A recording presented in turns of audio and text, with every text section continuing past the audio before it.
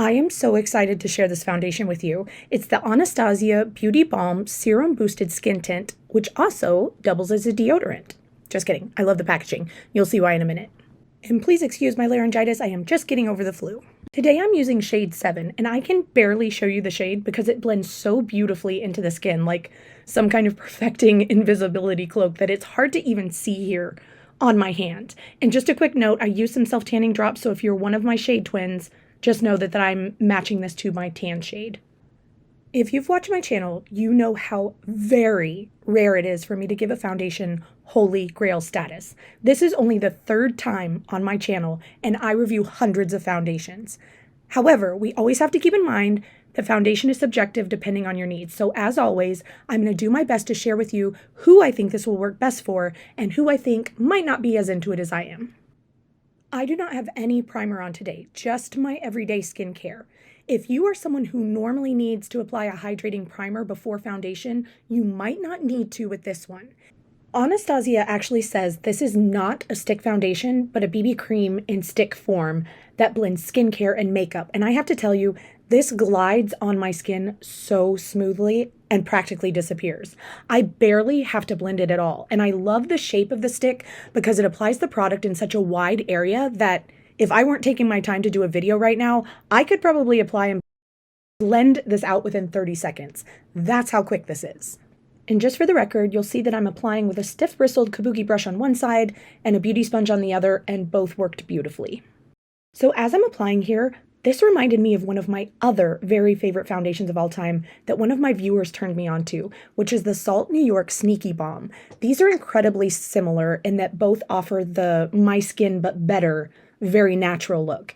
This is a sheer to light coverage, so yes, I will need to go in on any hyperpigmentation and under my eyes with concealer. But in all honesty, your foundation is not supposed to do the heavy lifting. Ideally, foundation is used with a light hand to give us a sheer, even coverage, and then concealer is meant to go in on the spots that need more work. I'm going to stop after the first layer so I can show you the pics in different light and then come back and add a second layer to show you how it builds up. I will tell you though that with 2 layers, it builds up beautifully. And can I just pause right now and say, Anastasia, if you're watching this, girl, let me be your spokeswoman. This foundation is so well done. Yes, I realize I'm a little wrinklier and not as supermodel-y as most of the girls that get chosen to represent makeup, but all I do is review foundations, and my lovely subs know that I give it to them straight. Okay, now on to who I think this will be best for. If you like a super quick application, swipe it on and out the door. Normal to dry skin, although I do think combo skin can make this work with powder.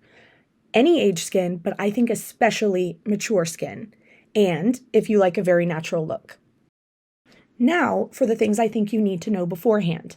If you have oily to very oily skin, this is probably going to be a bit too dewy for you because it has a lot of moisturizing ingredients in it.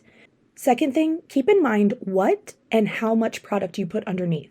The first ingredient in this is caprylic triglyceride, which is typically a combination of coconut oil and glycerin. So if you try to use something like a silicone primer underneath, it's probably not going to combine well. My normal light skincare, moisturizer, and sunscreen that was given plenty of time to dry beforehand worked perfectly underneath here.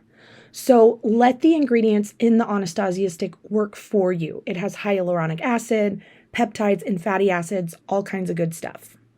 This looked beautiful all day long, and now we're about to get closer than you probably ever wanted to because I realized I hadn't taken my end of day pic until right after I got out of my bath at like 10 p.m.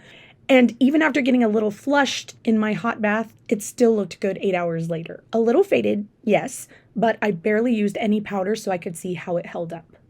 I'd love to hear if you've tried this one yet. I always love it when you join me, and especially when I get to share such a great foundation with you. I hope you all have a beautiful week, and I'll see you soon.